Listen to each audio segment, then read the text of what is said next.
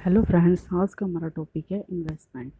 आज हम इन्वेस्टमेंट के मीनिंग के बारे में, इसके ऑब्जेक्टिव और इसकी क्लासिफिकेशन के बारे में पढ़ेंगे। सबसे फर्स्ट हम देख लेते हैं इन्वेस्टमेंट का मीनिंग। इन्वेस्टमेंट मतलब कि हम कहीं पर भी अपने पैसे को इन्वेस्ट कर रहे हैं तो हमें उसके बदले में कुछ ना कुछ रिटर्न जरूर चाहिए होता है। तो इन्वेस्टर क्या करता है कि अपने जो भी रिस्क होता है उसको तो मिनिमाइज़ करने की कोशिश करता है और अपने रिटर्न को मैक्सिमाइज़ करने की कोशिश करता है।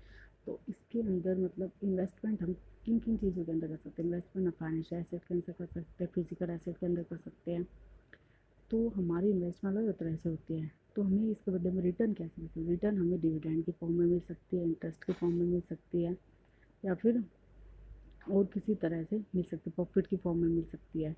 तो जो हमें इन्वेस्टमेंट है वो कैसे मिल सकता है? तो हमारी जो भी हम जहाँ पर भी इन्वेस्ट करें उसमें ग्रोथ होती है, उस चीज़ का मूल्य मतलब बढ़ जाता है, या फिर हमें उसके बदले में डिविडेंड या इंटरेस्ट प्राप्त होते हैं। तो आज हम यही इन्वेस्टमेंट के बारे में पढ़ें। सबसे पहले इसकी डेफिनेशन देख लेते हैं। इसके अंदर sacrifice of certain present value for some uncertain future value, मतलब कि आज के टाइम में हम कुछ भी पैसे हमारे या किसी भी चीज़ का हम सेक्रीफाइस कर रहे हैं और उसके बदले में जो भी हम इन्वेस्टमेंट करते हैं वो हमें जो हमारा अनसर्टेन जो फ्यूचर होता है उसके अंदर हमें मतलब उसकी कितनी वैल्यू मिलेगी। तो उसके बारे में हम देखते हैं इन्वेस्टमेंट जो हम करते हैं, क्योंकि हमारा अनसर्टेन है तो हमें पता नहीं कि हमें भविष्य में कितनी उसकी वैल्यू मिलेगी। लेकिन हर एक इन्वेस्टर क्या चाहता है कि उसे कुछ ना कुछ रिटर्न ज़रूर मिले। तो इन्वेस्टमेंट के अंदर हम बेसिकली यही देखते हैं। इसके अंदर ऑब्जेक्टिव्स है। इसके objectives of investments in securities. इसके अंदर फर्स्ट इनकम। तो जो हम सिक्योरिटीज़ में इन्वेस्टमेंट करते हैं उसका उद्देश्य क्या है? सबसे फर्स्ट उसे इनकम, मतलब जो भी इन्वेस्टर इन्वेस्टमेंट कर रहा है तो उसको उसके बदले में कुछ ना कुछ इनकम जरूर होनी चाहिए, मतलब कुछ उस रिटर्न में ज़रूर मिलना चाहिए, चाहे वो डिविडेंड की फॉर्म में, इंटरेस्ट की फॉर्म में हो या फिर किसी और फॉर्म में। उसके बाद सेकंड कैपिटल डेप्रिसिएशन, मतलब वो जिस भी चीज़ में, एसेट में, किसी भी चीज़ में इन्वेस्टमेंट कर रहा है तो उसे उसके बदले में कुछ ना कुछ मतलब उसकी वैल्यू में वृद्धि होनी चाहिए, कुछ ना कुछ वैल्यू उसको बढ़कर प्राप्त होनी चाहिए। कुछ फ्यूचर डेट पे अगर उसको दोबारा वो इन्वेस्टमेंट की, अगर इन्वेस्ट उस एसेट के बदले में कैश में कन्वर्ट कर रहा है तो उसे कुछ ना कुछ उसकी वैल्यू बढ़कर मिलनी चाहिए। उसके बाद थर्ड फॉर्म ऑफ रिटर्न, उसको कुछ ना कुछ रिटर्न भी मिलनी चाहिए इसके बदले में, चाहे वो डिविडेंड की फॉर्म में हो चाहे वो इंटरेस्ट की फॉर्म में हो। डिविडेंड हमारा प्रेफरेंस शेयर या इक्विटी शेयर से मिलता है, और जो हमारा इंटरेस्ट है वो डिबेंचर्स में मिलता है।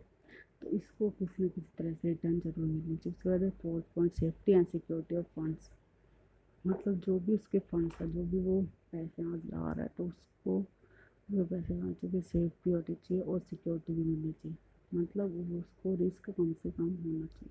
उसके बाद है फिफ्थ पॉइंट, रिस्क।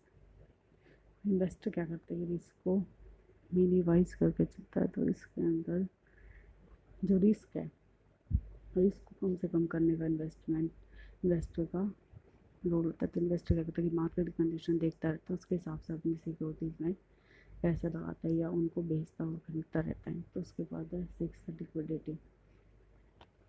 इसके बाद हमारा सिक्स पॉइंट है लिक्विडिटी, मतलब कि वो किसी भी चीज़ में इन्वेस्टमेंट कर रहा है तो वो कितनी जल्दी लिक्विड, मतलब तरलता होनी चाहिए उसके अंदर, मतलब उसको कितनी जल्दी हम कैश में कन्वर्ट कर सकते हैं। मान लो वो शेयर्स खरीद रहा है तो उसको अगर वो इन्वेस्टमेंट कभी बेचनी हो तो उसके बदले में उसे कैश कितनी जल्दी से जल्दी प्राप्त होगा, तो वो इस चीज़ को भी ध्यान में रखकर इन्वेस्ट करता है। उसके बाद है seven, tax consideration. Tax consideration मतलब जैसे इनकम टैक्स हो गया या फिर गिफ्ट टैक्स है, वेल्थ टैक्स है, तो वो इन सब चीज़ों को भी ध्यान में रखकर इन्वेस्ट करता है। मतलब उसकी जो भी चीज़ में वो इन्वेस्ट कर रहा है उसका जो भी टैक्स है उस पर कम से कम लिखो, उसको टैक्स से एजम्पन्स मिले ज़्यादा से ज़्यादा, तो वो इन्वेस्टर इस चीज़ का भी ध्यान रखता है। उसके बाद हमारा क्लासिफिकेशन ऑफ इन्वेस्टमेंट्स। इसके अंदर फर्स्ट है फिजिकल इन्वेस्टमेंट।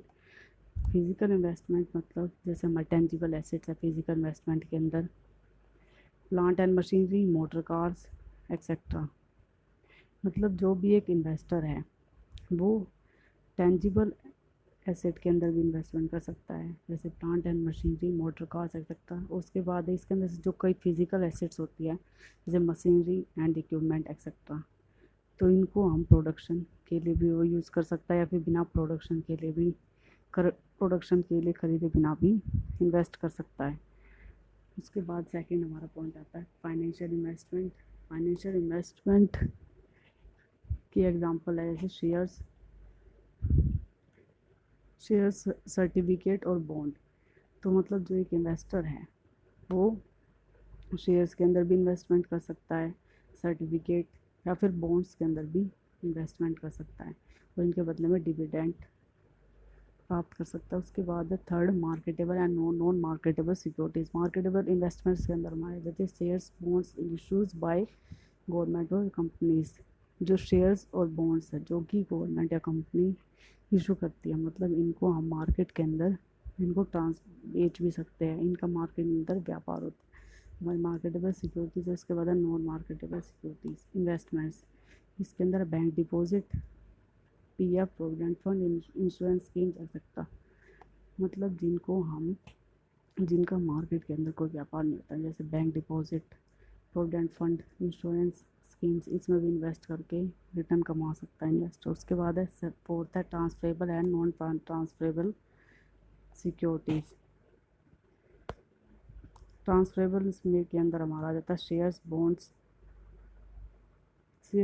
आ जाते हैं, मतलब जिनको हम ट्रांसफ़र भी कर सकते हैं शेयर से डिबेंचर में या बॉन्ड से डिबेंचर में। उसके बाद है नॉन ट्रांसफरेबल सिक्योरिटीज़। इसके अंदर है इंश्योरेंस सर्टिफिकेट और एनएससी। नॉन ट्रांसफरेबल तो इंश्योरेंस सर्टिफिकेट और जो एनएससी हमारी national saving scheme, saving certificate, इनको हम क्या कर सकते, ट्रांसफ़र नहीं कर सकते, इनको हम बदल नहीं सकते, तो ये हमारे ऐसे ही रहते हैं। तो इन सब चीज़ों में क्या है कि इन्वेस्टर इन्वेस्टमेंट कर सकता है। Thank you.